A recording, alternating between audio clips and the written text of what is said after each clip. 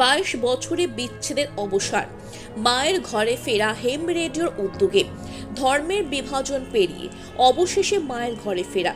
দীর্ঘ 22 বছর পর ঝাড়খণ্ডের বাড়িতে ফিরলেন 62 বছরে সুশীলা মুর্মু। ওয়েস্ট বেঙ্গল রেডিও ক্লাবের নিরলস প্রচেষ্টায় 2004 সালে নিখোঁজ হয়ে কলকাতায় ভবঘুরে অবস্থায় উদ্ধার হন তিনি।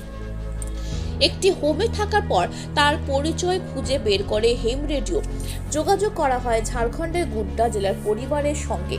প্রথমে ধর্মীয় কারণে ছেলেটাকে ফিরিয়ে নিতে অস্বীকার করলেও প্রশাসনের হস্তক্ষেপ ও কাউন্সেলিংয়ের পর অবশেষে মন পরিবর্তন হয়।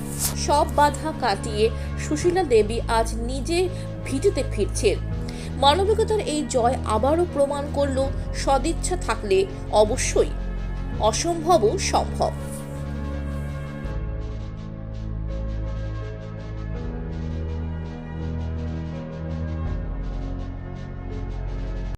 তো ছেলের নাম বল আরেকবার। মদন মিশ্রা। ছেলের শেষে তোকে কি বলেছে ফোনে? ফোনে বলেছে তুমি নিজের ধর্ম থাকতে চাও না আমাদের ধর্ম তুমি আসো। তো বলে তুমি যদি আমার ধর্ম ধরে আসতে গেলে তোমাকে নিয়ে যাবো না, তো নিয়ে যাবো না।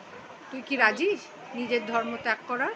না, আমি কোনোদিন রাজি নেই। তো আমার ছেলে বলছে শেষ কথা, এটা শেষ কথা।